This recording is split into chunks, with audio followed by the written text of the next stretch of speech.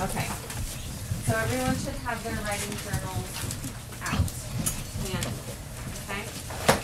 So, we've been writing a lot of personal narratives in relation to our reading of Watson's Go to Birmingham and in our class discussions. Now, with Patterns of Change, we've started working on a larger narrative piece, which I think you guys are really going to enjoy. I know that a lot of us have shared our stories from our reflections on Watson's Go to Birmingham, and a few of you even shared some of your personal narratives that we started yesterday, which I was really glad to have you share those. And I love sharing my stories with you guys too. It's a lot of fun. One thing that I know that you guys have probably noticed is that your introduction is really important, right?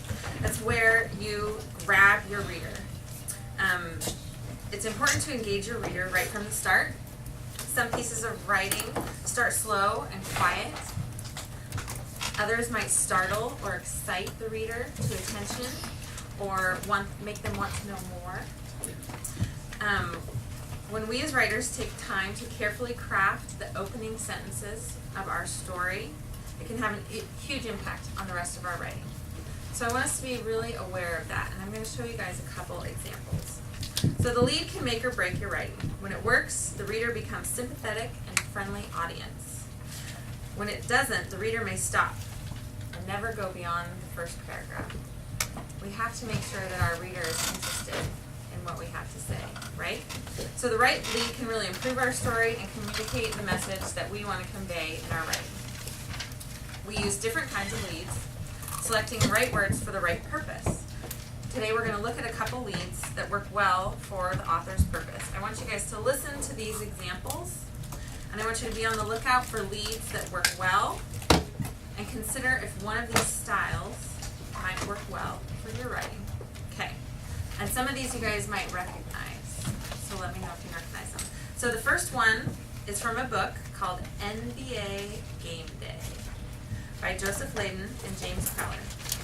This author began their story by posing a question to grab the reader's interest and make them think about what this book's going to be about. Have you ever imagined what it would be like to play in the NBA, to glide down the court, matching strides with the greatest basketball players in the world, to hear the roar of the crowd as you throw down a dunk or swat an opponent's shot into the bleachers? It's every kid's dream. And for the fortunate few who make it to the NBA, it's a dream come true. So that author grabs your attention right away, especially if you're interested in basketball. Okay, so the next lead is an arresting sentence. It instantaneously makes you want to read more. This is from The Chocolate War by Robert Cormier. They murdered him. Oh, That grabbed your attention, didn't it? And this is a book about chocolate, right? So that grabs your attention right away, and you want to know, what is the author going to say next? Okay, David, real quick. Tell the story of what you started with. I think some of the words he put in there, a few of the sentences were mostly opinion, like everybody's dream. It's But- every kid's dream. But he's writing it, right? You can put your opinion into your own writing.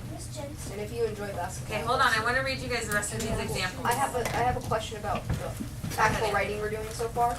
So, with the introduction, instead of doing like the normal essay item, I was trying to make like a story, like a book type paper, multiple papers actually. You'll see I have a suggestion. So are we allowed to do that? I just want to make sure before I keep writing. We're allowed to like make a story kind of like this or the books we've been reading?